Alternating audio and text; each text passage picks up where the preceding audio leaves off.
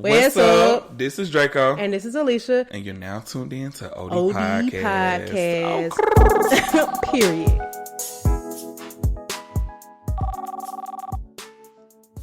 All right. And we in this thing. Hold on, I got to get my phone because I have some notes. But what's up, sir? Oh, microphone trying to peep in. What's going on? So I have come to the conclusion that it actually is more expensive for me to buy groceries living alone than it is to eat out. So after this, we're not doing groceries. You said it's more expensive to buy groceries? It's because of the stuff that you probably want to cook. No, I think it's because it's not that. First of all, I eat a lot of vegetables, a lot of I feel like I spent similar amounts of money when I bought regular meat, but I'm spending like over $300 a month on groceries. Actually, it's not even a whole month. I did my last, and this could be the fees involved could be related, but I'm doing Instacart, and my last delivery was 10 days ago, and it was like $130, and today it was like $110, $100, something like that. You know how much that's not $300 at the grocery store? Huh? You know how much money I spend when I go to the grocery store? How much? $50. Well, me too normally, but this time around I have been. But this is the problem. I've been shopping around recipes, and I think that's what the problem is. Instead of getting when you shop around recipes, you definitely. I'm getting stuff I ain't gonna use. So I get my fruit from so it's a good and a bad thing to shopping at the farmer's market because since I stopped at the farmer's market for my vegetables and fruit, I actually just got some zucchini from Publix like 5 minutes ago. So, but that's it. I normally do not do that just because it costs so much, but at the farmer's market, it'd be dirt cheap. I mean, you witnessed it, you came with me before to see it, but the only thing is, since it's so fresh, that it don't last long. It don't last long at all. Yeah. I think, that's my thing. So today I bought like a lot, salmon is kind of pricey. It's like $6.99 per fillet, and I get my stuff fresh. And then that's really what it is. I'm just shopping for recipes because I got a couple of recipes I'm shopping for. So just forget you heard it. How you doing, Draco? I'm outside. You say we outside. Hey, right. I'm inside. Sorry. It's snowing. If you guys see us on YouTube right now, I got on a bubble coat and I ain't ashamed. Period. That's my love. Yes, I just love hoodies. Shout out to hoods, but okay. Nah, I'm good. I actually just been in the house. I've been watching some shows that I've been meaning to watch. And what you been looking at? So I finished Little Fires Everywhere. Crazy, loved it. Ooh, I think another episode is due tomorrow. Oh, it's still on. Yeah, a new episode comes out. You think it's done? You thought that last episode was done? So here's the thing. I thought that I didn't think it was done, but I didn't know what was happening. I didn't realize that this is something that's currently on like a weekly thing because I'm so used to binge and stuff. And since I started late, it was like 7 episodes in already. Yeah. Oh, if you did 7, it's a really good show. Man. Yeah, it is. And the young lady, I don't know her name. I was just like, ugh, but now that I'm getting into it, I'm like, woo. Messy. I can't wait to see what's going to happen with Lil Lane versus Mimi. Yeah. Not call her that. Her name is Maylene. No. Elena, the mother, the white woman. Reese Witherspoon. Oops. Delete that. Okay. So anyway, the show is really good. I actually just started watching. I've been binge. I'm on season 3 of Money Heist. Oh my god. Okay, so that's next. Quality TV. Money Heist and Ozark is next because I haven't watched. Oh yeah, you definitely want to watch Ozark. I'm trying to think, did I watch anything else? So I've been told. I mean, it's not really like a serious thing, but Lil Dicky has a show called Dave, and I heard it was really good or funny. Okay. I've been seeing that too. Like float around social media. I'm trying to see. It's something else that I wanted to watch.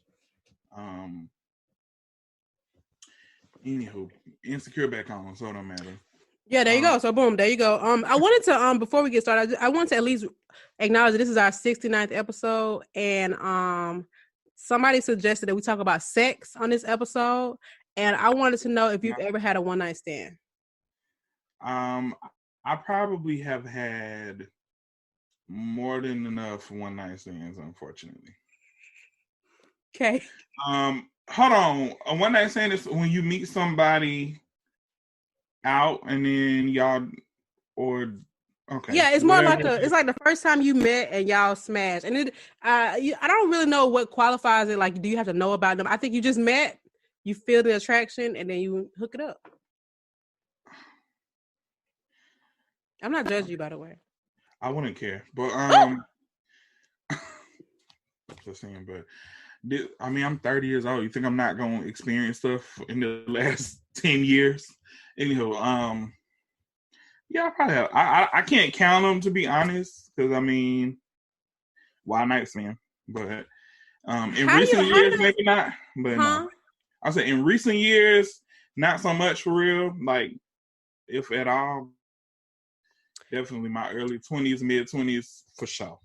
I've never had one actually. I think I talked about one of my crazy ones. I had a really, really. I don't know if I did or not, but I had one of the craziest experiences. I don't even know if I can call it a one night stand because we didn't have sex, but something crazy happened. I mean, you are a creative, but Whatever that means. Huh? I said whatever that means.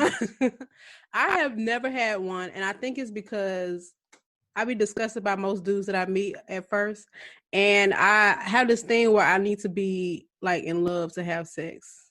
So okay, well, not me. I don't think I have to be in love.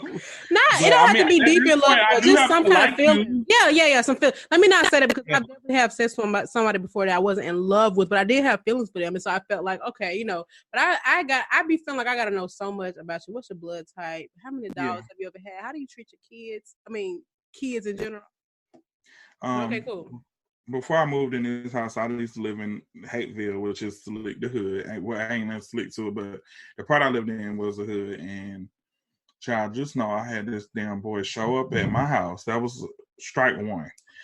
He came to my house, and when I opened the door, he had on a tank top, bunny ears. Oh yeah, you talked about that, yeah. And the little underwear and Tim's.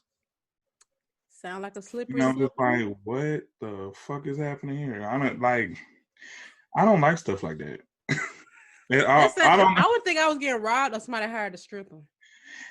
But the thing is, you gotta never mind. But no. Next, all right. What you got in shop talk?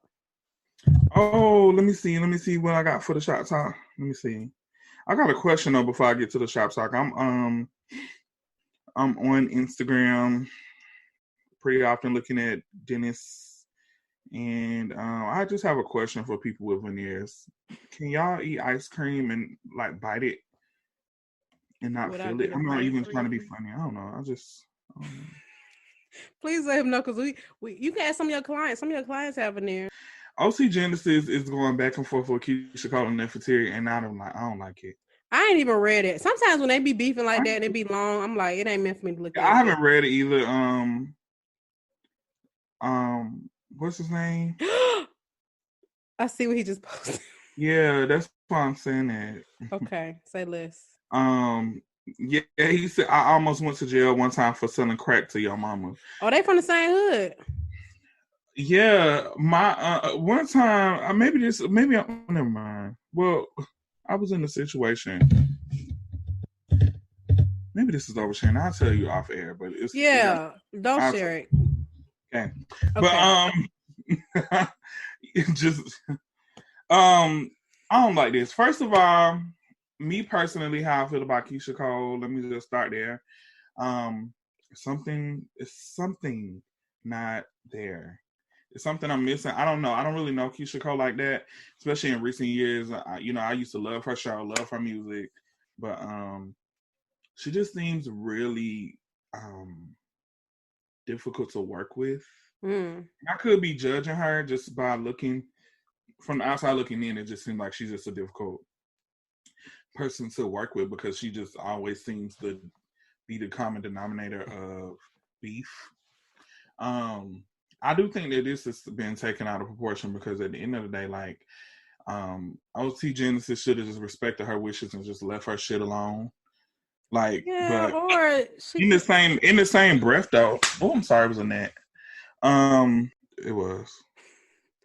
But um, in the same breath though, like I feel like she only got mad because he was getting like notoriety off of it because people was loving that song that he did. But she had to have been getting plays too, because that's usually what happens. Like people want to hear the original song. I feel like she was and kicking. This takes me back to what I just said about her being the common denominator of a lot of. Yeah, I can understand that because I think about even like TikToks and stuff. These people's songs, even remember that "Boy You Should Know." Remember that song came back out of nowhere, and because of that little dance. I just feel like it's one thing if you don't like it, but she literally said that somebody tweeted, "I'll never hear that song again." Ma'am, it's not even that. I'm pretty sure that didn't literally mean, "Oh my God!" Every time I what I'm saying. People say that all the time. I never look at this the same again, but it's not like a traumatizing thing. It's just more so like. Man, every time I hear this song, I think about OT Genasis. You think about Keyshia Cole too, because it's your song. But whatever. The song, like, yeah, I don't get it. I think that she's. I don't like the climate for today because it's just like be mad for nothing. Like this time because people just be taking stuff out of proportion. It's like, dang, can we have fun? Like I understand. I don't see if it's something that's being like they harm your family, talking about your family, disrespecting your family, disrespecting you. But nobody was being disrespected. I don't get it. Meanwhile, Bad Baby. It literally was drama for nothing. And now nobody gonna want to do your song. Like, okay, I don't want to deal with that. Meanwhile, and this is being dragged out. I said, meanwhile, Bad Baby got a whole career still. So. Okay, anyway, speaking of people that also seem to be difficult to work with, Blac Chyna's charging $250 for followbacks, $950 for FaceTime videos. What's your thoughts? Cap, first of all, the fun part about it is somebody is paying for it. Oh, absolutely. And it's crazy as it seems. Let's see how many followers she got now. She follows like 2,000 people right now. That just further proves that she was paying to be in a relationship. She was being paid to be in relationships with them dudes. I said that a long time ago. So she has 16 million followers on Instagram right now. 16 point. I guarantee you, minimum, she probably got like 10 requests for the FaceTime. Oh, of course. And it's the thing. She ain't even got to be. She can answer the call and then just look at you. You need a therapist. You need help. I want to know how that go. Like, I don't know. People like, oh, maybe you can pick her brain. I'm like, excuse me. Okay, number one, I don't really think there is a problem with charging people to like have a video chat. I think that's cool. That's something that could be like, oh my gosh, this is my biggest fan. $950 is a lot, but I think that if it was any lower, then a lot of people would be requesting it and it would just kind of dumb it down. Now, the $250 for follow back is where I draw the line. It's kind of like, sis, it's probably follow back was crazy, but I mean, that's the FaceTime thing is almost similar to like if you go to a concert and pay for a meet and greet ticket. Exactly. So I can understand that. And I think somebody else, another celebrity had something like that. This was a white artist, I think, or actress. And Winnie Williams was talking about it and she was charging like $100 for like video chat. I don't think these people are not necessarily accessible. So if they have a fee and you want to talk to them and you want to be private, then hey, pay for it. But I think the follow back is what I find is weird because it's like, I don't know. And then $250, you should. What can I do for you? But I always tell people that too, because when I meet people that follow me on Instagram and they like my work, or they like me or whatever, they always be like, oh, can you follow me back? And in my head, I'm like, no. Wow. I want to follow people that I want to follow. Like, I want to like your content. Yeah, like, I want to be organic. And I don't like a lot of clutter on my timeline. People don't know this, but I unfollow I unfollow like 500 people a week. Because you follow a lot of folks and you don't really get to see the content you actually want to see. Like remember those follow days? People be following 8,000 but want to say they got 8,000 followers. Yeah, because you follow everybody back. I just feel like now you can do what you want to do with your timeline, but for me, when I follow, I want to see the people that I know or have an interest in, and that's it. Yeah. But I'm sure Blac Chyna's probably muting these people. Like, she's not. You think she's gonna be? Let me tell you, I met Sammy 6 years ago at my birthday party, and he followed me that night. He ain't never liked the picture. He ain't never did nothing. God. And I ain't pay for it, but I'm just saying, like, what does it do? Like, it doesn't do. I mean, I have replied to stuff that he's posted before, and I've sent him a video one time of this like homeless dude dancing to his song, and he replied, but like, we're not friends. So like, what does it do? You know what I'm saying? For me to like, I don't know. And I think also because it's Blac Chyna and she just kind of would. She seemingly does a lot of things for attention, like indirectly. Like even with her showing up at the house yesterday, looking like Michael Jackson. I was just about She to knew what say she was doing. Yeah, like You know, you look crazy. Her glam team is good. Like they A1. So I know that they had to be just like trolling. Somebody said the other day she failed at being a Kardashian, so now she's just trying to do everything she can. That was crazy. Like I was looking at them pictures for so long. You know she ain't want. Come on, let me talk about Black Chyna. You know that ain't no way she was like, oh, this how I'm finna look. Black Chyna, I saw her closet one time through Kellen. Like he posted her closet on Instagram, and she has like 70 wigs. First of all, she still have those bang wigs in every color. Ooh, now that's the Black Chyna I miss. Bring her back. So if she needed to just run out of the house and she ain't had no wig on, she could have just threw that. A bang wig is my go-to when I just need to run out the house. That's what I'm saying. I ain't even no girl. I don't even wear wigs. And I know that the bang wig is good for a go-to one too. So now they're trying to say that Playboy Cardi told the officer that arrested him that he fucked his daughter. I thought that was funny. I ain't gonna lie to you. He's mad because I believe the police officer is mad because his friends took the charges. But it's cool. They love getting rappers in trouble. I wonder what's their obsession with that. Like they love that. They like. You know what? I think it's jealousy for real. Because these are the type of dudes outside of the rap. These are the type of dudes they target to pull over and arrest. But now the police officer has this preconceived notion that this rapper thinks that he's tough and he's better than them. So now they got something to prove by trying to arrest them. That's all. I think it's envy. Let's be for real.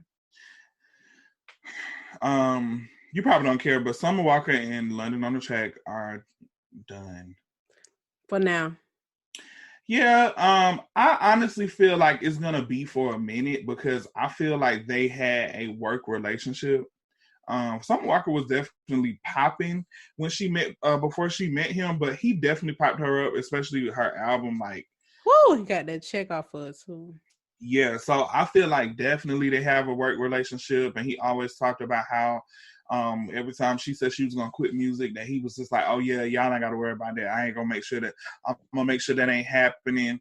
And even in her concert in Atlanta, she was rushing to get off stage. She was so ready for that concert to be done because it was the last show. And she didn't even finish the whole song. Well, she finished the song, but she didn't even say bye. She just walked off. And London ended up coming out and sang her whole last song and he was like, "Yeah, I wrote this. I wrote that." No, he was just, just trying to look out. Yeah. Oh yeah, I wrote them, and them lyrics was written by me. And that's I'm like, kind of embarrassing. I don't like that. Yeah, so I don't know. I feel like they had a work relationship. I ain't trying to take away from the fact that he probably did care about her and vice versa, but I think that she is just the type of person that probably needs somebody that is going to understand her and kind of be private. The person she write about in her songs. Yeah, because he's definitely somebody that is just like out there. He definitely likes the attention, and she ain't really on that. So it would be kind of, in my opinion, better for her to be with somebody that's on their wave. But also, maybe she do need somebody like that because he did kind of break her out of her shell on a lot of things. So maybe she do need somebody to help her out to kind of break out of her shell. A lot of people, I know for me, I would probably rather date somebody that will break me out of my shell or help me break out of my shell. Like that'd be more. Yeah. But if it's toxic, I don't know the reason for them breaking up, but I hope that they both choose the decision that's best for them. But I also feel like Hollywood relationships are so rushed and so publicized. It's kind of hard to have a down-to-earth, serious relationship. And if you're going through all these breakups to get back together, I don't know if it's strong enough to stand the test of time. I could be wrong, but I just feel like there's so many factors that can impact a relationship like that. And they're always on the internet seeing people's opinions, which can sway the way they think, and it's just weird. I wouldn't want to be dating this era as a celebrity. But yeah, so yeah, I'm not. I'm sorry. Not that I don't care, but I wish the best. I want everybody to see happiness. What you think about Diddy, Draya, and Lizzo? You seen that? Let's do it. So if y'all didn't know, Diddy did a dance-a-thon on his Instagram Live yesterday, and earlier in the day, Lizzo joined and they were playing. I can't remember the song, but it had a lot of profanity in it. She was twerking, and she was twerking for a good little minute. Diddy he was like off screen, and he came back. He was like, "Whoa, whoa, whoa, whoa, whoa! This is this is a family show." Da, da, da, da. And she started apologizing aggressively, and I don't think. So anyway, so she stopped twerking. She was like, "Let's play something more family friendly." And then later on in the day, Draya got on and he played back the thing up, and she was twerking, and they was all for it. And so people was like, "Hold up, you just told Lizzo she couldn't twerk. This family friendly." And he kind of came back and was like, "No, I wasn't talking about the dance. I was talking about the song choice." You think that's cap? Yeah, I agree. You know what's funny? This is the thing. I can see how he came up with that response. Because if you look at the video, you can see where like when he came back on the screen and she was like apologizing, he didn't really he seemed like he didn't hear her. And then he started talking about, I don't know, but I was like, Cap. yeah. Yeah. I'm just because they was egging Draya on. Yeah. Diddy is definitely a person that's superficial. I'm not trying to say he don't respect all women, but he definitely has a type for one, and he definitely is a person who like promotes that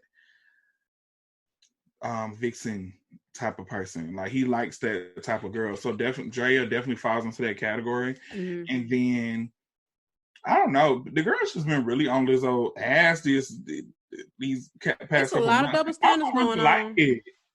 And even when he made that little apology video, his sons was in the background laughing. I was like, yeah, I know he lying. Why they back there laughing? What's funny? Yeah, and also, yeah, I don't like that. Me either. Double standards, because even with everybody egging, remember you seen when Meg was drunk on live? Talking about comment all these times. Anyway, I don't think there's nothing wrong with talking about that. Do what you want to do. But it's so funny because when Cardi B talk like that, they want to call all kinds of trash and nasty and you being too public. But it's like, yes, queen, you better come 2 times, 3 times. I'm like, I'm not one of those people that will say that about Cardi, because I think I never take her seriously. Like, to me, she's just so funny. Like, she's just having fun, yeah. Yeah, I just think her stuff is just always like jokes. I be feeling like everybody feel like that with her. I don't know. Well, people do. People be like, they can be drunk. So I'm like, I see it from both sides. I don't feel no type of way, because I mean, dudes say all type of shit. Listen, I don't care about them saying any of the things they were saying, but I just felt like I've seen Cardi say stuff like she was talking about watching Tiger King, but she said that she missed it because she was having sex. And people was like, she posted something about coronavirus. They was like, oh, you probably was getting effed in the car. I'm like, shut up. What the hell? Sorry, I ain't mean something. I hate it here. All right, so anyway, YouTube gonna get the unedited version of this episode. So this is what will be going on before we edit all the gaps out. That's cool. Okay. So today we have a very, very, very special guest. Her name is Tori Bay. She is one of my friends, aka ex-coworkers as well. Well, maybe I shouldn't put that together, but she is one of my ex-coworkers, and also is one of my friends, because we definitely hung out outside of work. But recently, Tori, I was on we're Facebook friends, of course, and I just noticed that she was posting a lot of, like, anytime she goes through a situation, a racist situation, she always posts about it. She's been doing that for a long time, and I always comment on it or I DM her, but I'm like, I cannot believe that stuff like that happens and blah, blah, blah. You know what I'm saying? And I just know Tori personally, and I know that she's just such a sweet person, and I don't know. That doesn't matter, though, because racist people are going to be racist to whoever. They don't care how they act. But more recently, people have been like very racist to her towards her because she's Korean. I don't think I said that, but she's Korean. So people have just been real nasty towards her, and in regards to this coronavirus, because of course it started in Asia. So they've been like blatantly disrespectful to her. Now, allegedly, it started in China. Allegedly, yeah. So I definitely wanted to talk to her and just kind of like hear her out, because I think that for us, she even shared with me recently, like a situation with a black person that told her that her racism was invalid pretty much because she got 400 years to catch up or something like that. And I'm just like, how can you even say that to somebody? Like, you cannot. I don't know. Yeah. I wanted to bring her on because I don't think that people, because we always talk about injustice and prejudice and racism in the Black community, but we never really experience it from other races, like other minorities. So I want to bring her on. All right. Get her little point of view. Okay. And everything, So Say less. All right. Well, let's. Yeah. So this is Tori. Me and Tori met at the Mac counter. I'm not sure how long ago. It was like 5 years ago. Yeah, it was a long time ago. I remember when Tori was getting interviewed. I remember the day that you had got interviewed, and we were telling Janae, we was like, "Oh, we like her. You should bring her on." So, but yeah, I love Tori. Tori is. Are you still a bartender? I mean, currently no, but Yeah. when all this is over, yeah, I'll probably go back to bartending. Okay, so yeah, Tori is do it all. Makeup, bartend, strip on the side. That's right. Okay.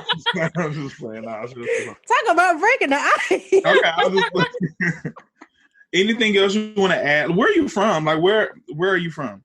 Okay, I was born in Georgia. Okay. Grew up. I thought you were born in Korea. I didn't know. No? I didn't know that. My parents were born in Korea, but my mom she was like raised in Jersey since she was 12, so we're very Americanized. Do you have any family that's been impacted by coronavirus back in Korea? You know what? We've checked on our family members that are all over there, and so far they're okay, but it's mainly because South Korea has taken so many measures to prevent it, and they're like one of the leading countries that have, taken preventative measures, and like actually, like if someone has coronavirus, they'll trace that person's steps and where they went, and they have a whole app. The common sense process. Of course, yeah. So they're all fine. Yeah. I'm not sure if you heard the episode we had. We had a person who was teaching in Korea right now, and she was telling us this had to be like a week before coronavirus even hit. Yeah. But she was even talking about then like how well the healthcare system was there and how much like they don't play basically. Like, the way we're doing things right now is so embarrassing. And so I think that we got the first case in America was the same day that South Korea got their first case. And it's like night and day in comparison to how they're treating everything. Yeah. And she even said that they didn't even really shut down. Like they did close schools, but like she was still able to go to the club. She went to the store. People were organized on how they received their equipment and things. It's just crazy to think about like how we don't even know what we're gonna do. It's insane. When this happened, I came to my parents' home because it's just easier. But they watch the South Korean news all the time, and on the news they actually had the man that started, or he was the reason that coronavirus got put out in Korea because he kept his church open. Oh, I did see that. And they all had traveled from different places, so they were all meeting. It's like a mega church in Korea, so they all caught it, and he was on the news, and he got on his knees and like bowed down in front of all these people, saying that he apologized. So it's like, wow, they were pretty fast and like blaming someone, taking care of it, all of that. Yeah, I'm just praying that we get a miracle and it can just like this time for real end on May 13th solely because that's my birthday and I want to do something. Hang it up, buddy. I mean, I'm right there with you. I really want to celebrate my birthday. I love celebrating my birthday. But it's cool. Like I already have a plan B. Like if it don't work out, I know what I'm gonna do. But it's cool. Right. So aside from that, for today's topic, we want to just know about your experiences with a lot of racism, like a lot of stuff that's been happening to you around Atlanta, and just how you feel about it, what you think that we should do, what people should do in general, to stop that from happening. Because I think that for the most part, like you talked about, I think that in my situation, I only hear about and people only talk to me about racism in our community, in the Black community. Right. That, of course, it definitely is something that is, not just, not just for us, but I just don't, I don't share that same experience with you. So I don't really know. And then like, from me being your friend on Facebook, I always see you post statuses that just really me off, and I always hit you up. I'm just like, I cannot even believe that people try you like that because you're just so nice. Like, what the hell? I must look like a fool. I don't know what we going, like, what happens, and I think that because we know some of the same people, and I think that my confusion comes from, like, are they not saying something because you hang out with them more than I do, and I'm just like, are they not like taking up for you, or you might say something? Do they feel the same way? Like, what the hell is going on? So most of the times that these things happen, they happen so fast that you don't really realize even yourself that it's happening. When I worked at my bar in Atlanta, it's so crazy because my experience with racism is so different from your guys' because obviously the main perpetrator in your shoes are like Caucasians, white people. Yeah. Me growing up, the most racism I faced was from Black people, which is insane. I'm not saying that I never got any from Caucasian, you know, it's all the same. Like there's racists in every race, but I just have more sympathy or empathy for people of color that are racist towards other people of color because, you know, I don't really feel like it's their fault necessarily. Also, you know, the system is just so messed up that a lot of people of color who are kind of ignorant to the fact, they are not as well educated because they're put in like worse areas. They don't have, you know, the best teachers, resources, things like that. And that's also not their problem. They didn't start it. But with the coronavirus, I think my main issue is people just lashing out at Asians, but also like the Black community not really, like, in my experience, again, standing up for me when they see it. I think the biggest example was I have a friend on Facebook that is a pretty huge advocate for the Black community in Atlanta. And under one of his posts, he had posted something about Andrew Yang. He was a presidential candidate, an Asian presidential candidate. And he had said that the way Asian Americans need to fight this is by being more American. And a lot of Asian Americans are like, why do we have to prove that we are more American? Because we're freaking American. Like, what more do we have to do? Why do we have to prove it to you?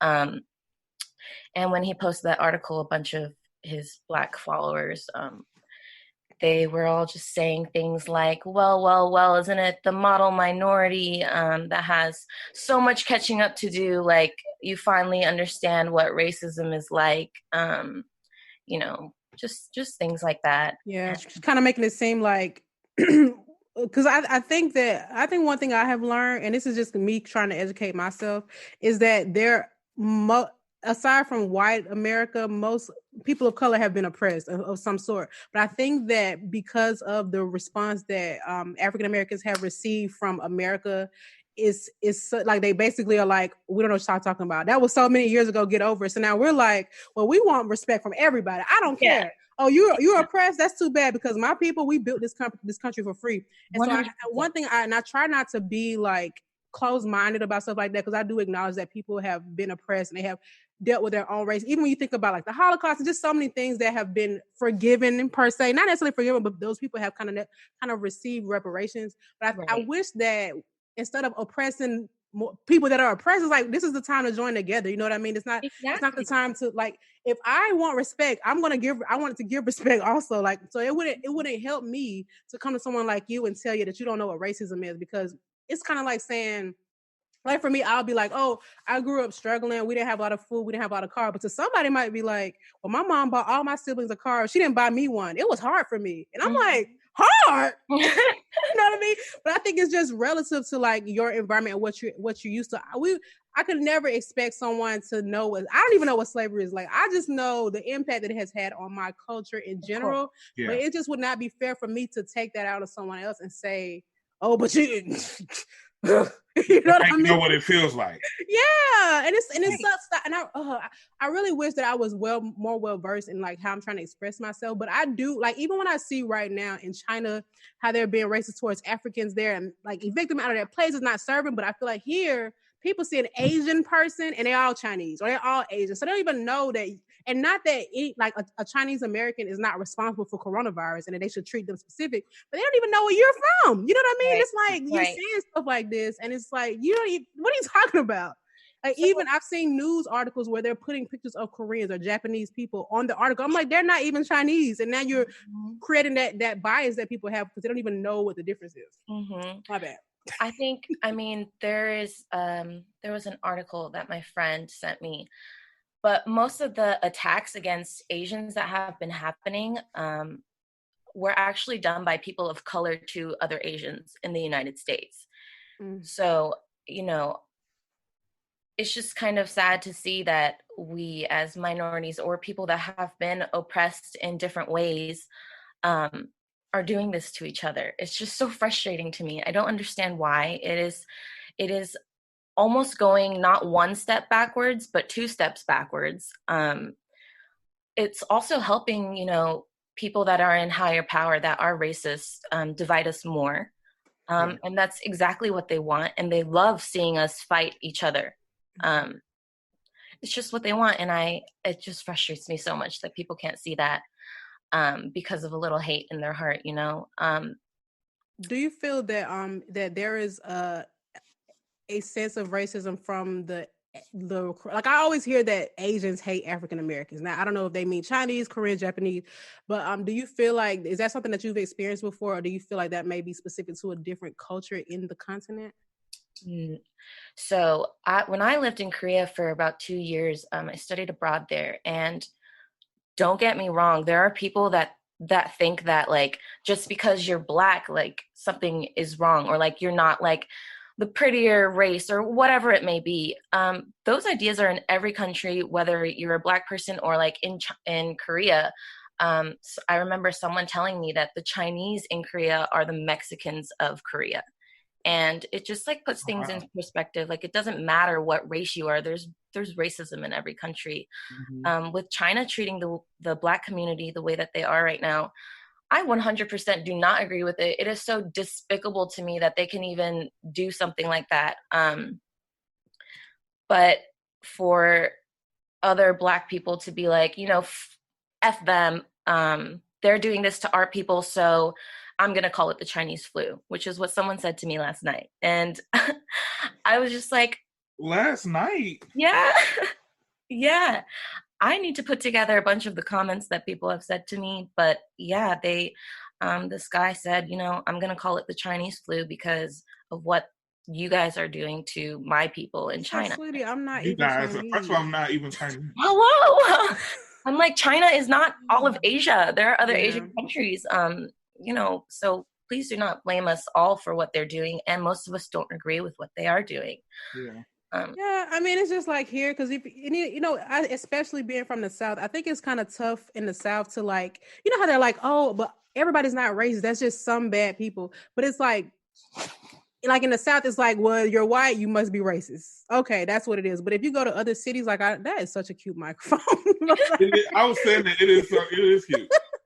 But yeah, we had to get the name of that. But no, I just feel like how do you even like no one should be racist, right? But that's something that we'll never be able to get past. But it's kind of like the bias here is like you see a Black, you look at it, you turn on the news in Atlanta, a lot of the criminals may be Black people, but if you go to like all these country cities, and it's just based on localization, right? Atlanta is a predominantly Black city, to my knowledge. Now, I don't think. Yeah. You know what I mean? But if you go to like another city in Georgia, it's going to be crimes committed by white people or whoever's in that community. But I just hate that due to history, it's kind of like we're plagued with that negativity. I don't even know what the point I was about to make. I think basically it's like how the guy was like, oh, we're going to call it the Chinese virus because of what you did. And it's like, you don't even know what you're talking about. So it's like, you kind of like putting everybody in a bubble per se. Right. And it's not an oppression Olympics that we're running here, you know? We all know about slavery and everything horrible that happened in the United States because, one, we all grew up here and it's in our history books, but it doesn't have in our history books the oppression that my country went through when Japan raided South Korea. Mm-hmm. And there are so many awful things that happen. My grandma will be forever traumatized. Like, it's just so many stories, but because so many people don't take the time to even research or educate themselves about what kind of oppression other cultures may have gone through or other people may have gone through, I think that is super important before, speaking on something so, almost like it didn't happen to me, so it didn't happen to me or my people, so I don't care. Exactly. Yeah. And they'll be like, oh, I feel really sorry for you. But yeah, and I think what I was trying to say earlier too was kind of like down here, people will just assume every white person is racist. But then so the ones who are not racist, when they try to like be genuinely nice to you, they still kind of have that wall they have to get around. But it's like you got to jump through hoops. It's like almost, I feel like for us, like for me, when I'm in like, especially my work environment, I'm usually always the black person or one of the few black people. And sometimes I even find myself feel like I have to play a specific role so they don't stress. So they don't think, like I saw this meme once and there was this guy who was doing a partial grin. It was like, and it was like me when I see a white person so they know I'm not a gangbanger. And it's like, this shouldn't even be funny, but I get it. It's like, so I sometimes like, and it sucks because I remember before I got really confident in being who I am, no matter where I'm at, when I first started working in corporate America, I would try to make sure my hair doesn't look a certain way. And I still have that problem now. Like Drake will tell you, I have been looking for a job for months, right? And this could be a coincidence, I don't know, but I had braids, and then the first interview I had after taking my braids out, I got the job. I know I'm a good catch. So crazy. You know what I'm saying? I'm like, so is that what it was? And it's one of those things, like, for example, black women, we go to interviews, we have to look a certain way so they can believe that we're talented and intellectual, and then we get the job, and now we're being our true selves, but then we have to deal with them touching our hair and asking all these questions, just kind of like, what, like, how, I guess my issue right now, I feel like social media definitely it heightens the visibility of racism, but I always wonder, like, what can we do, or if we can do anything to like lessen that, because I feel like we have people that advocate for us, we have people that advocate for every culture, whatever the case is, but like, what could we do as people of color to not be, I don't know, not be biased or not, you know what I mean, to protect each other, you know what I mean? Because I feel like everyone has ideally we have the same end goal. We want the same respect. We want to be recognized for our contributions to society. But it's like, how do you get around that when you don't even know people's true intentions or how they really feel about us? It's just, it's so weird that we have to be going through this because there are no set of rules on how to deal with any of it. And with so many people, it's like a melting or mixing pot of different like opinions and emotions. So we're not going to get everyone to agree with what we're saying. But I think, for starters, we definitely need to stick up for people, other people of color that are being racially discriminated against. If you see it, whether it be online or not, online more so because we're in this quarantine. Yeah. I commend the Black community so much because like y'all stick together so hard. Like you see some you see some sideways stuff online and you guys call them out. I agree. Yeah. The Asian community doesn't have that. We have one of the biggest Korean communities in Georgia. Oh really? I didn't know that. Between like all the states, it's like New York, California, and Georgia. But you don't see many people like talking out loud about this kind of stuff or getting riled up or angry about it because, I mean, for one, in our culture, we have been taught to be so submissive in a way and just to like let the white man go first. Like, it's not even worth the trouble. Just be quiet. No idea. Like, I think that to this day, like, I still have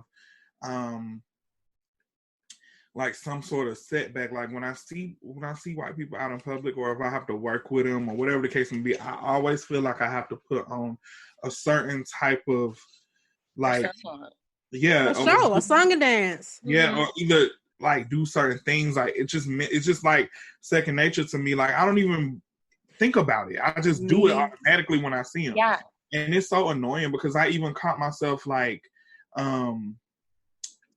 just like. Kind of like softly talking to somebody. Yeah. And I'm like, why am I doing this? Like I had to stop myself. It was in a grocery store. I'm like, why am I doing this? And I'm doing that because for one, like I'm 6 foot, big, and I have a beard. I'm black. So it's just like when I'm dealing with white women or white people in general in public, I automatically feel, and I have tattoos everywhere. Like they don't know me, so they're like, they probably think I'm a thug. I had that happen to me earlier. I went to a Publix, and the lady almost put the buggy in her trunk because she saw me walking towards her. That's so crazy. My car was parked like it was a car in between our cars. And so she had a mask on and she saw me walking towards her, but it's broad daylight. I mean, that don't mean nothing, but girl, first of all, it's like you are that fearful of a black person that you're doing. You don't even like. I have not even posed a threat to you, and it's like good. What is it going to take for you to be comfortable? Is it when you move all of us from this area? Because that's what I feel like sometimes. I mean, more than that, it's not what is it going to take for them to be comfortable. Like, they need to be uncomfortable. Like, you have lived uncomfortably your entire life, and it's become a habit that we have to watch out or like walk on eggshells without us even realizing that we're doing it. It's a learned behavior. You're right. It's sad. It's very sad. And I don't know. I was telling Draco the other day that this has really opened my eyes to the racism that you guys deal with, because it's so blatant. It's more blatant towards you guys than it is for us. Like, it's blown up out of proportion because of the virus that's going on right now. But I was telling him that I'm actually fearful for my life. I feel like my family is going to get hate crimed. My grandma lives by herself. I don't know, like, if she's going to be, someone's going to be waiting to, like, throw acid on her face or something, because that's happened in another state in the U.S. But what really put it into perspective for me was, Black people have to be scared for their lives every time they get pulled over by a cop, or, like, every day, because you never know when someone crazy is going to, like, jump out and, like, so it really hit home. It's just the effed up world we live in. Even when I think about, I have friends that live in Africa, like in Kenya and in different countries, and they even when I hear them talking about they want to do the coronavirus testing in Africa because it appears that they could take a loss. Oh yeah, we're good. When you think about how rich the continent is in natural resources, and even though a country might not be considered developed, they have a lot. They have similar experiences as we, and it's just so crazy that you can just comfortably say that. Are you crazy? Like, what is happening here? Yeah. But you're right, though. I think, it's, and I always wonder if it would be different if I lived in like middle America. Maybe it'll be the racism might be a little hidden, but I think in the South, because this is like the heart of the civil rights movement, a lot of pioneers in desegregation and things like that, or integration, I feel like it's a little bit more blatant because these are the children and grandchildren of those people who created those issues that are impacting what we do today. 100%. Yeah, it's insane. And it's so crazy too. I really appreciate like working at Mac, because I feel like Mac really opened my eyes up. Before that, I've always worked in salons that were predominantly Black. Like, literally every person in there is Black. Every school that I pretty much went to, all Black. So I never really had to interact with a lot of people that weren't my race. So when I started working at Mac and I became friends with you and V and Romana and Kate, like, I never like, of course I know that it's different parts of Asia and different parts of Middle East, and because I think that it like naturally just growing up around like certain stores and certain people, we automatically associate things with that because that's just all we know. Right. So now that I'm around y'all and I get to ask questions and, openly just get opinions from y'all, it just kind of opened my eyes up and just really realized like, wow, people are really rude as fuck. Like, certain things that I've done and that I've said, and I look back, I'm like, wow, I cannot believe I even said some shit like that. Like, I remember one time on Halloween, I was an Indian for Halloween, a Native American. So Romana waited until I got to work, and she was just like, I didn't want to like put you out on social media or anything like that, just because you're my friend. But she was like, I'm not Native American, but I just want to let you know, like, you kind of got to be careful with stuff like that, just because certain things mean certain things to certain people's culture and just stuff that's personal to them, and you don't want to offend nobody.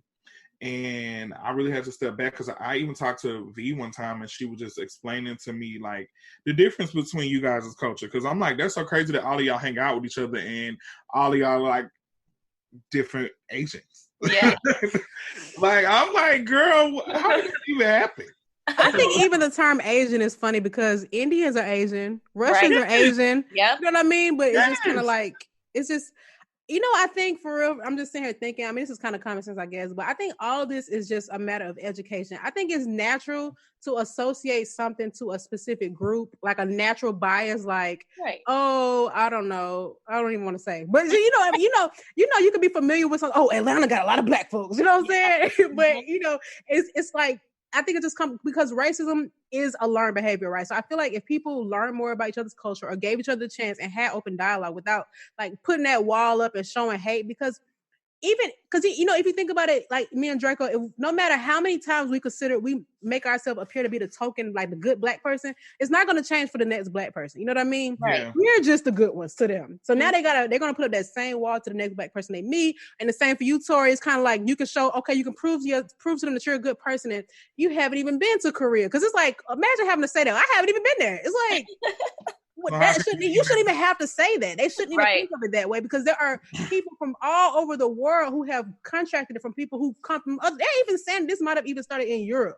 But if they even do have the stats to prove that, it's not gonna change the bias against China. Because even when I think when SARS was a thing, I think in Canada they were giving like Asian Canadians there a very hard time. It's like, I live here. Yeah. Why did you? You know what I mean? It's just I don't know. I think it's education. I think the leaders of this country have to inspire that as well. And obviously, we are in a very divisive society right now, and they would like nothing more than for us to all hate each other, and they could just benefit off of that. Exactly. But it's just really sad. I just think that the way, I said, you better say that. But no, I just think about, when you think about the education system and how outdated the books are and how outdated the curriculum is and how just the way social media is and the way free speech is viewed. There's so many things that people can kind of like cut corners and be hateful and get away with it. And especially on the internet, people can put out things that they might not really mean, and it has a higher impact than it normally would. Or people can make fake accounts. They can do Russian bots. It's just so many things that can the rabbit hole. Yeah, exactly. Rabbit hole that perpetuates that image much more intensely than it would have before this era. So I feel like it's just going to get worse. And I feel like having the presidential administration that we have right now, they have coming out of the woodwork. They are coming behind the bushes. They are showing their true colors, and it's like, now going forward, they're not gonna. They good. They confident now. They got the batteries in their bags, and it's just what's good. So now I gotta just make sure I protect myself, and I'm just doing the right thing. Don't want to look like I'm stealing. You know what I mean? No matter where I'm going, it's just like I think that somebody needs to take charge and educate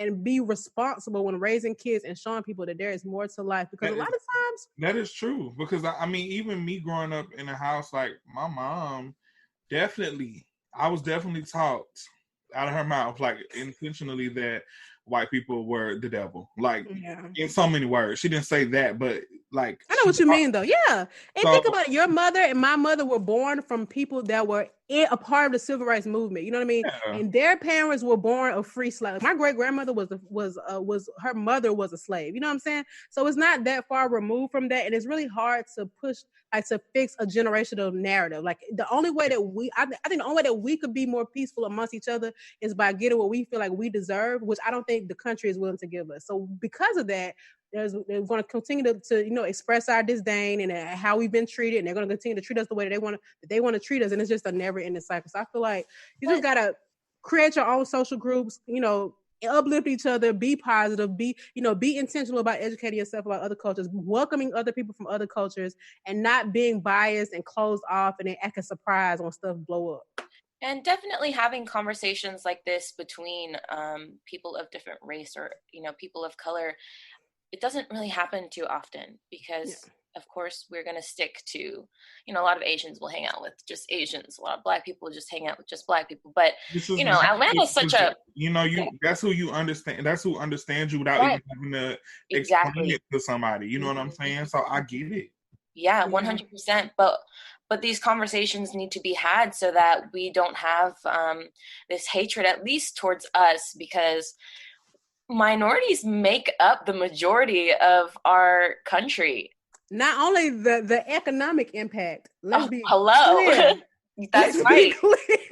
Like it's so much stuff that we wouldn't even have if you decided to just kick out everybody that isn't from here, or just, if we all go back to where we came from. Yeah, bro, that's better place than here. Let's see how that works. Actually, nobody would be on this land except for the Native Americans that they have forced out west. Let's be clear. But it's like, yeah, it really is crazy. I just had an example in my mind, but I just can't even think about it. I even think about when to even go back to like the racism against the Asian community.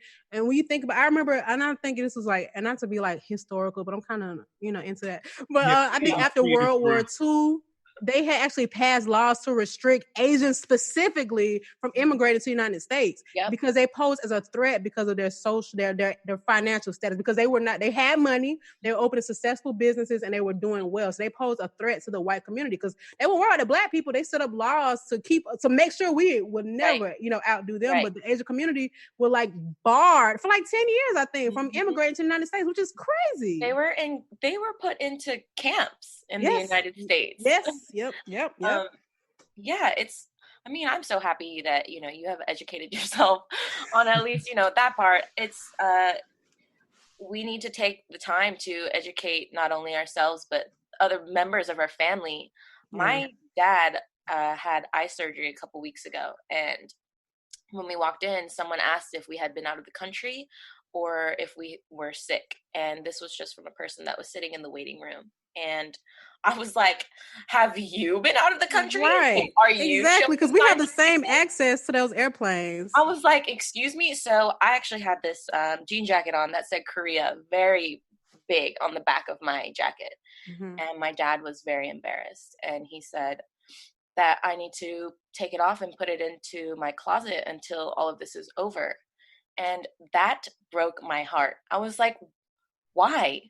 Yeah. Why do I have to do that? Why do you need me to shut up and be scared? Like half the people in this waiting room are old white people that are coughing and sneezing without washing their hands, like no face masks on. And no one wants to sit next to you and I because we're Asian. Like, and you're telling me to like bow my head quietly and brush it up. Meanwhile, she might be the one with the Rona. It's like, yeah, but you know what? She'll be like, no, that girl from the waiting room. It's like, no, sweetie, I've probably been in this country longer than you because she might not even be from the U.S. That is so crazy. And then even we think about that, you can't even wear your jacket. You can't even be your true self. Like us, we feel like we can't really be who we are. We can't use our slang and things like that without making people feel uncomfortable. And that's what makes me think about what Andrew Yang did. He was like having them like wave American flags and stuff like that. And it's like, no. Don't get me started, girl. I do not claim him. Oh my God. This is a mess. Do you have you ever been in a situation where things like escalated pretty badly, like physically, from any other cultures, or to a point where you were embarrassed or even got emotional? The story I just told you was one of the stories that actually made me cry, because my dad has been so trained in his mind to let, a Caucasian person go first, that I'm like, why do you think that this is okay and this is normal? And again, that bled down to my sisters and I when we were growing up. That's why we had always walked on eggshells. So it needs to stop with me. It needs to stop with my sisters. They need to know that it's not okay. Don't stay silent. Like, I don't care about your feelings, Karen. Like, I don't care. You can be uncomfortable for 1 second. I have been uncomfortable in my entire life. Uncomfortable conversations need to happen. And without them, we're not going to get anywhere. You're right. So important. And sometimes it takes for someone to just be, because I do believe that people, even though if they might have the strongest, biases against other cultures, I do think that with having those conversations and educating them, that can turn them around. I remember this is such a Oprah had this story, right? This was like a long time ago, y'all. This guy, he was like a racist because he was a self-proclaimed redneck. He hated black people, and his daughter had a baby with a black man, and now his grandchild is black. And then this baby, so he say, changed his mind. It made him realize, blah, blah. Now it shouldn't have taken that, but the only reason why I use that as an example, I do feel like a lot of people who are racist against black people, against Asian people, probably have never even been around them. They just know what they see on TV. So I just feel like, you know, obviously the South is a lot more segregated and people are naturally attracted to who they can relate to, like you said, Draco. But I wish that there were more welcoming environments. And I think one of the few things that can join us together is like music and social media and stuff like that. But then people and food. And That's the food. I'm thing. greedy. If y'all don't like Asians, let them take their food with you. What you gonna do? Right. Because you can't come down here. You can't come down to Big Mama house. Baby. Exactly. It's so crazy. And I feel the same way about Mexicans. You think about how much hate they have for Mexicans. Y'all celebrate Cinco de Mayo. You're going to Cancun. Within the recent years, I realized that growing up that we were taught to be like real racist towards them too. And I never realized that. I mean, I feel like as the Black community, like, yeah, true. It's like, how can the oppressed be an oppressor? Like, come on, y'all. So what do you guys think? They literally are our cousins. But okay. Listen, you're right though. I don't know. Right. But realistically, I always tell people this, like, I really admire Mexicans. Like, I hate the fact that people are taught to just like really push them away. Like we really treat Mexicans like shit. Like Americans, like they get treated. I have a lot of Mexican friends, and you're right. Now that I think about it, they have opened my eyes too, because I think that my perception was always like the Home Depot. You know how they have a low wage. Still with that, I admire Mexicans because of how hard they work. Like I don't know any Black people for real. I ain't gonna say any, but for real. As a whole, not just individually, like I don't know a lot of people that work that hard, and I think that it's cool. Like the fact that they stick together, their culture is cool. Like I think, like the music, the fashion. They have rich culture. They do. You're right. Even like when it comes to like art, like I know a lot of Hispanic and Mexican makeup artists that are just like out of this world creative. I know some Mexican artists, like not makeup artists, but like paint artists, in general. And I'm just like, wow. But yeah, that shit is just insane. Like how people just treat. I just feel like really weird. It makes me uncomfortable now. Like I don't like that. Yeah, it makes me uncomfortable as well, honestly. And you're right. I think that as kids, I know for myself, I probably have said some hateful things, but I got it because of the people around me. I was like, oh yeah, I don't like that either. But once you grow up, and I always say college is what woke me up. When I went to college and got to meet people from other environments and getting a job around people who are not like me woke me up so much. I'm not even kidding. Like even some white people, I always grew up assuming that all white people grew up with a silver spoon in their mouth. That's actually not true. Some people struggle, like they really struggle. Some people, they have household issues. Like they always want to blame the fatherless issue on Black families. That's not the case for just Black. It applies to everybody. Right. But I think that it just came from me. But I think that people stray away from that because I've been to places before, years ago. Because now I don't care. But I'm like, it's gonna be any Black people there? I don't know. Because number one, fear. Number two, you're not gonna be relatable, so you don't want to stand out. But I think it needs to be some kind of harmonious shift to come through, and maybe to start with this podcast. Who knows? Maybe we're gonna be carry the torch.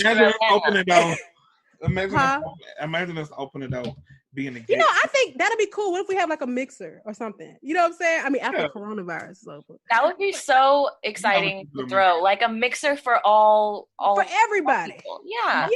Yes. And then maybe we could have like a name tag. You could be like a fun fact or where you're from. We'll have food from all different cultures. I'm there. Oh, girl. I'm there.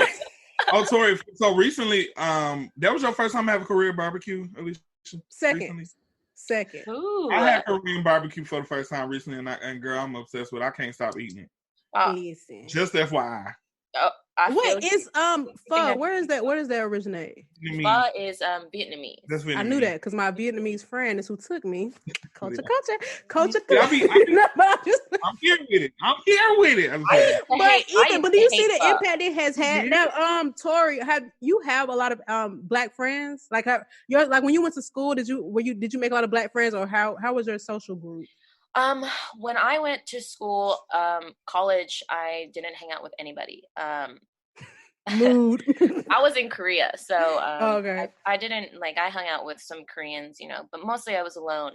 In high school, it was predominantly white. I went to Milton High School. It's in Our basketball team, however, was all Black. They was just like dominantly black. Apparently, they had like drafted them from like Louisiana or something. I believe it. I may not be spitting facts right now. No, but I believe it because I've heard that before. But we were Have very you seen close. All American on Netflix? I was about to say it happened on All American Child. So.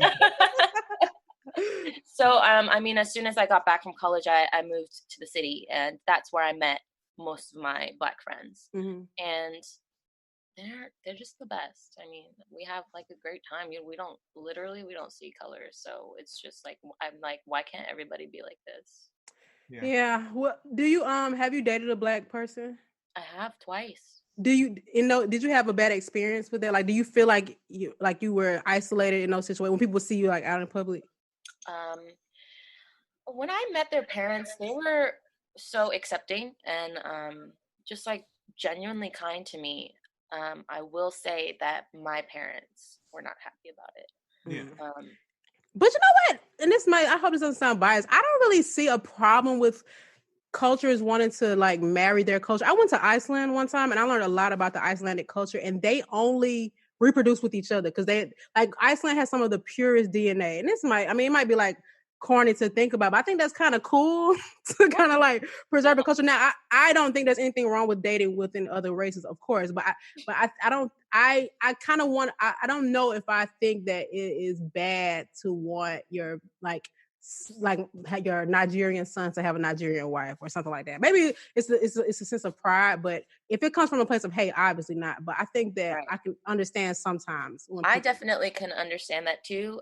Sometimes I'm like, oh, I kind of want like a whole ass like 100% Asian baby, but you know, with my dating track record, I don't think that's gonna happen.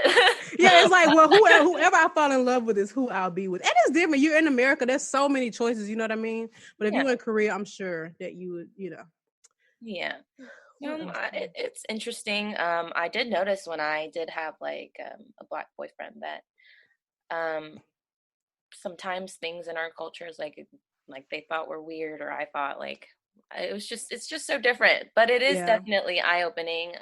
Nothing was wrong with it. It was just like interesting. It's just new. You just like, y'all do what? Yeah. Chitlins.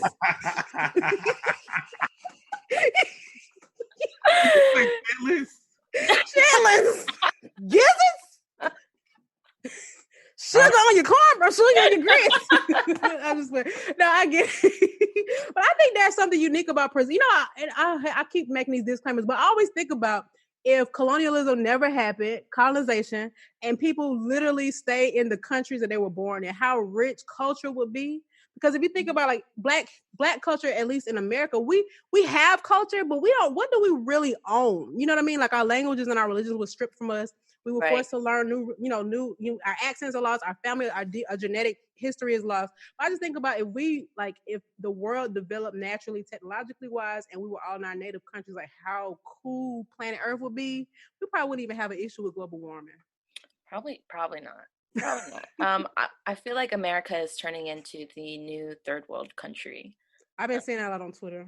100%. We suck. It's crazy. I'm actually fearful for the future. I'm not even for what's going on right now. I'm fearful for the thought of what could end up happening. Oh, girl, I drank almost a whole bottle of Jameson the day I found out Bernie dropped out of the race. Yeah. Now, Bernie bros, they're like, well, we're not voting at all. I'm like, guys, do you not see what happened? Do you really, what's happening right now? Do we really want to? Now, granted, I don't have a lot of hope in Joe Biden, but I think I'd rather take the risk because I can't. Yeah. He needs to pick a really, really, really strong vice president, and then I'll feel a lot better about it. But this is embarrassing. If I was Obama, I would relocate. If I ever meet him, I want to ask him, like, how does it feel when you see the opposite of what you planned happen? Like, what's gonna happen? I don't know. It's everything is such a just like unknown question mark over everything, and I think literally that's why it's causing everyone, so much anxiety.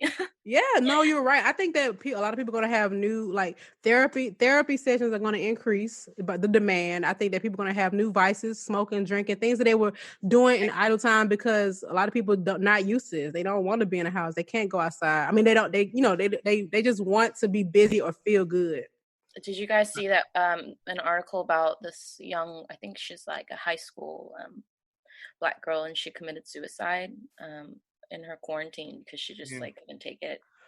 When young kids commit, I feel really terrible because they don't even know what's ahead for them, and I hate that. I wish that they had the love that they deserve, because once you get past that little hump, you realize who you are as a person, and things can get easier. Not that they are easier, but it just sucks that a child thinks that they feel like they're not worthy enough to stick around. That's really sad. Yeah, this is a whole other issue with like trauma. Some people are going to be traumatized by this, and people are going to develop other mental illnesses, deaths that are happening strictly because of, you know, this quarantine that's going on that wasn't handled correctly from Trump. Those deaths are not going to be recorded, you know, due to the coronavirus. Yeah, they're not going to record it under the right category, and just like so many things. I can't wait to look at my children's history book. Proper ceremony for the people. Yeah, people basically they check in, and then I hope I see you when this is all over. I can't wait to see my children's history books if I have kids on how they. I'm like, let me see that book. I was there. Let me change this. Because you're right about the recording. They're not recording the people who are dying at home, which I think is probably a little difficult to do. But still, they're also categorizing people. If they were diagnosed with it and they died, they're just saying they died from coronavirus. So it's like a lot of stuff is going to be inaccurate, which is not shocking. They're not reporting a lot of stuff. They want to appear like America wanted to appear to be doing the best, and now we have outdone everybody. You know what I mean? Yeah, girl, we're winning. We're winning. Yeah. Woo! And the president's talking about how he's got more views than The Bachelor on a press conference that he's supposed to have. It's like, we're supposed to be watching this. What do you mean? We're not. I mean, we're watching The Bachelor and your press conference for the same reason. It's entertainment. So, girl, I can't. I had to stop. Like, it got to the point. I watched one and I feel like I liked it. It made me feel good because they had some data. The data made me feel good. Then day 2, I'm like, all right, can't watch it. I can't even. This is a joke. Like, it's a joke. It's a complete joke. He had his like some doctor come out with like a board behind him, and he was like, I'm gonna let such and such come out and speak about it, and this motherfucker stands right in front of the board. Oh yeah, you couldn't see it. Yeah. And was like, if you look at this, no, we can't actually. Look at what? When I was looking yesterday, I don't remember the lady, but she was like, oh, are we taking turns today? I'm like, you're on the microphone.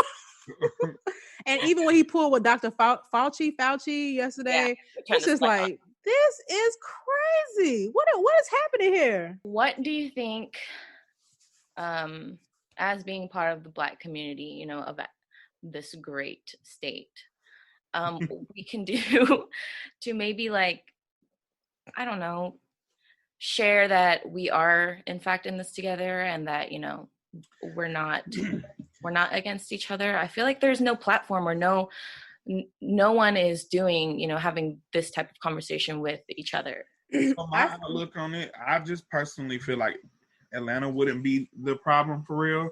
It'll be more so the state of Georgia as a whole, because Atlanta is a big city, but it's just a part of Georgia. A very small part. Very small part. And it's like so many people in different parts of Georgia that's not even that far away from Atlanta. They still live in the mindset of what happened 50, 60 years ago. Georgia. It sucks. Like, I hate the fact that, like, I hear people's point of views on stuff, and I'm just like, whoa. You know, and it's like in 2020 right now? This is happening right now, and it's so crazy because I don't even think that people realize that Forsyth County is still one of the most racist cities in the world. Well, in the United States, rather. Yeah. I remember Oprah had coverage on that too. Yeah, and it's still like that. Yeah. Like, I would never.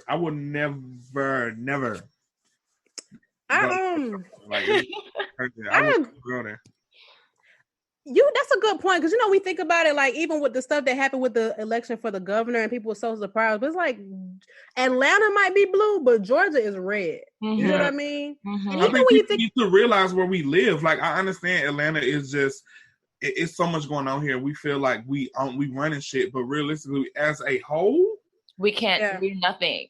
The second largest county in Georgia with the coronavirus is I think it's Daugherty County. Is that where Albany is? And that's a very Black city as well. Yeah. It's a lot of white people, obviously, but it's a lot of Black people there, especially because it has the HBCU. Albany, Augusta, Macon, Savannah. I think to change it is what we're doing right now. We got to have a conversation. Podcast is an international platform. And I think that there are people having the conversations, and maybe it's just not as visible as we would like it to be. Because I think for me, I have to be more intentional with connecting or following people that have the same beliefs and ideas that I have. And I think that, just kind of just being doing the best we can. If you meet somebody and someone needs to be educated, there's a way to approach that. You know what I mean? You don't have to come at them in attack mode, but you should probably ask more questions and find out where that rhetoric is coming from, and then school them a little bit or a lot of it. But I think that, social groups, using your social media power, talking to your family, talking to your friends. Honestly, just having a conversation, because I have some friends that could use this conversation. I have friends and family that could use this conversation. I actually have actual white people in my family. And they, I remember I was so confused as a kid, because I remember my mom, she just dropped me off over my aunt's house, and my aunt is white, and they live in the country. I don't even remember what part of Georgia it was, because I was so young. I just remember when I got there, they on 4-wheelers and red dirt. So, you know what I'm saying? Country. And I remember we went bowling. I'm the only black person with them. And they would just call each other the N-word. Literally just and it's just a regular word. It's like you saying go. I was sitting there just confused. And I was just they were just calling each other that. And so I was just like, you know what? I can't tell my mama this, because she gonna act a fool. She gonna act up. And so I just kept it a secret. I never told her, but I just was confused. I'm like, why are they doing that? And they use it in everyday language, yeah. And I'm like, are they doing this because they have black family? No, it's just a word. And that's what the fact you see that NASCAR driver who said it, who was on live. Yeah, I saw that. Mm-hmm. And he didn't even know he was being recorded. Was he even talking to a black person? I don't even know, but he just said it as if he was saying good morning. It just was a part of his vernacular, and it's so crazy. It's like, yeah, I was shook. I was just like, and they didn't even think to cover themselves for you. They were just like, "What's up? You won too?" It's like, and I couldn't say nothing, because if I say something, they gonna jump outnumbered. You outnumbered. So then let me ask you this question, because I've never got to ask this question before, and we might as well while we're on the subject. Yeah. There are so many people that say that Black people are being more divisive by calling each other the N-word and not letting other people, say the N-word. Nope. What do you feel about that? So I don't know. Listen. So let me give my perspective. I don't use it, but I also don't use profanity at all. And I know, to me, it's like saying, are you okay with somebody's dad coming up to you and calling you the B word? You know what I mean? This is a word that you can probably use amongst your girlfriends, and y'all are okay with it because y'all have that rapport with each other and you understand. Black people, we know that could be a derogatory. The B word can be a derogatory term, but you know when to use it and when not to. With Black people, we know that was a derogatory term, and while I don't think that we should have reinvented it, I think that we have ownership of it because we have overcome that environment that we were in where it was used against us, and that I don't really know. It's just I don't want you to, don't call me that. I never can put into words how I feel about it for real. I do feel as if when other races use it, it is kind of just like an eye opener. But just like I said, when I was younger and they did that to me, I wasn't even mad. I was just more so confused because I was trying to figure out where did this come from? I'm young, so I'm like, where did this come from? I'm why do y'all use that? Why is that? What? Because to be real, they wasn't even using it in a negative way. They were just having a conversation. They were just you know what I'm saying? So it wasn't like they were being intentionally racist. But I'm just where is why? I was just confused. I don't know. Yeah. I don't know. When did it become a regular adjective? A verb, adjective. I guess it could be whatever. In the start of hip hop music. Right. It became almost cool to be able to say it in that way, not hard ER, but with the A at the end. Yeah. And I think there's I definitely think music perpetuated that, but people will deny that though. But I think it is just like a lot of things like drug use, and you can say, oh, it's just music, but it is literature. You know what I'm saying? So there is a message being delivered, and people can translate it however they want to. But you're right. I think that music is like, man, I have intentionally not played certain music around some of my white coworkers.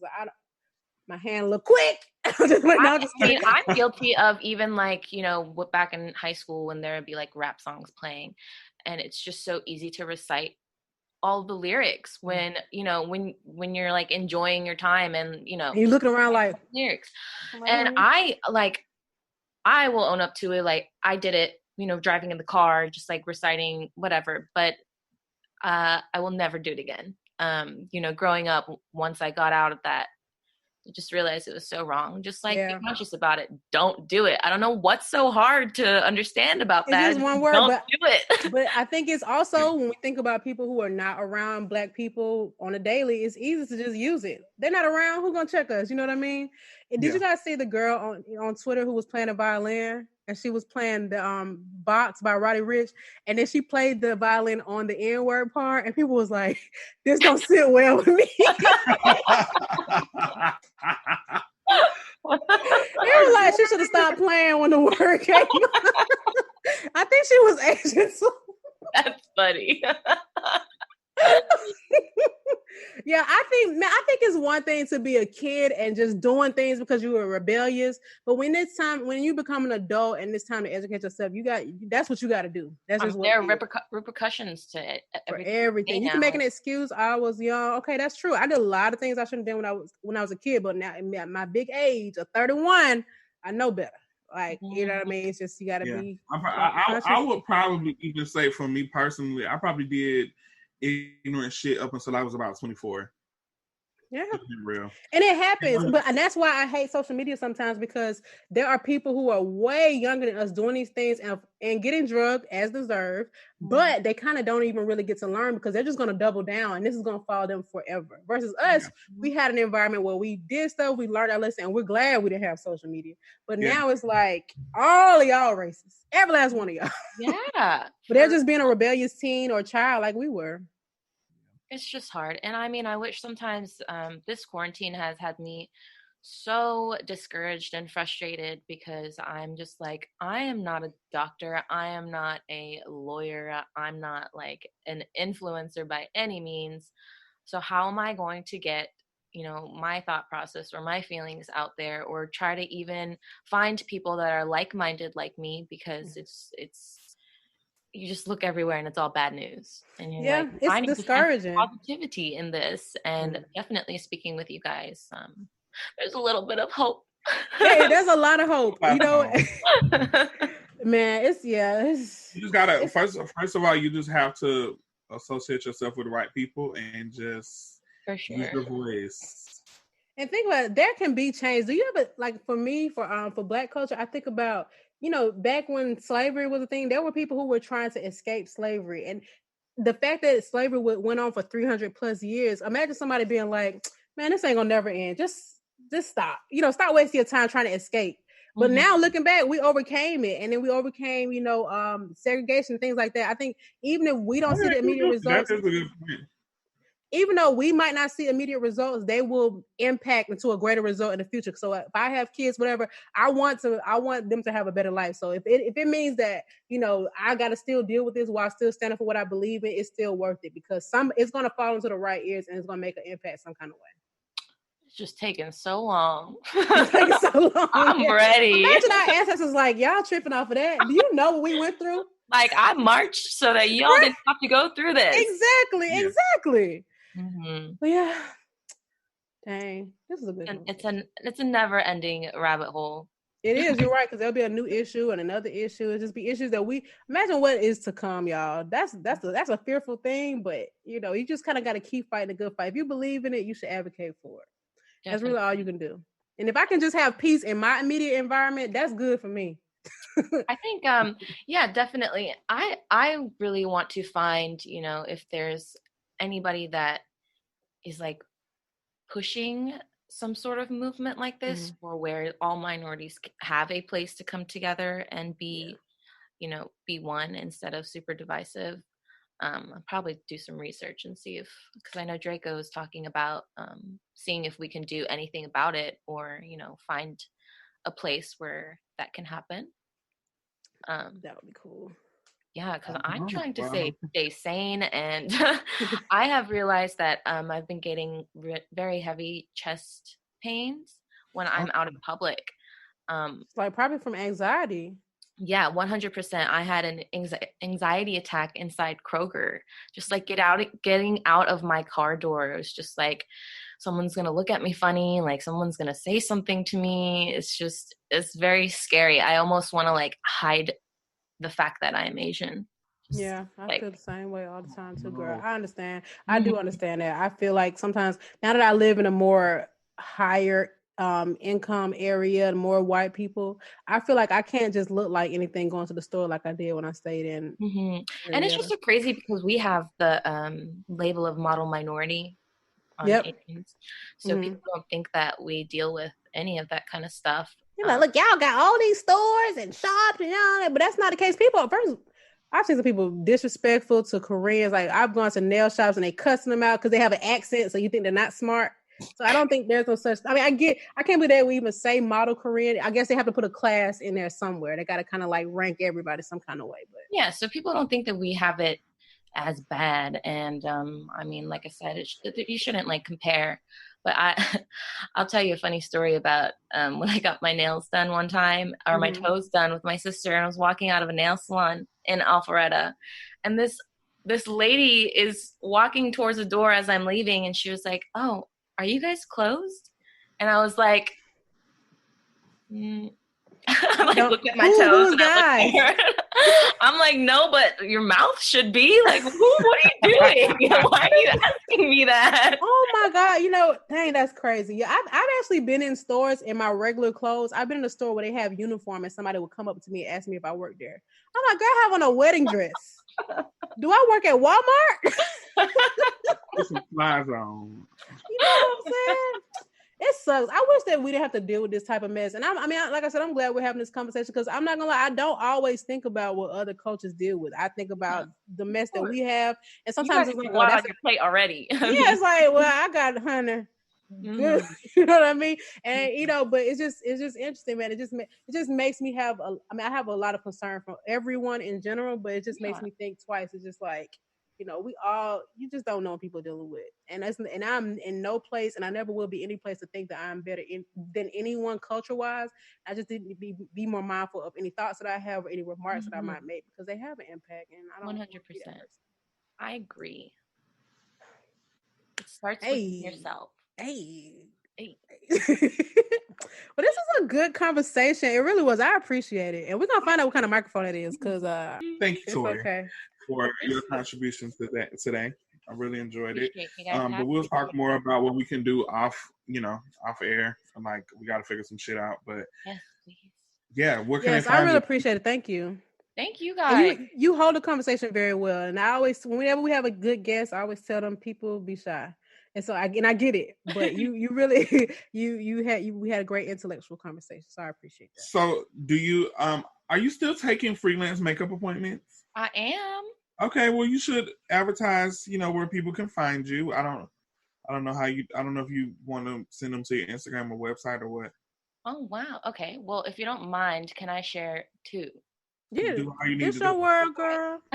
If you ever need a freelance makeup artist for anything, you can hit me up at TORIBAEE. The second Instagram that I wanted to share is actually called @ShiftChangeATL. It's for people that are in the industry in Atlanta that are having a hard time getting unemployment, whether their boss doesn't want to give it to them or, anything to do with that. We are trying to, make a community with industry workers that aren't being treated fairly. Wow. And getting compensated the way they need to. So can you spell that out? Yeah, shift SHIFT, change CHANGEATL. That's really cool. Please give a look.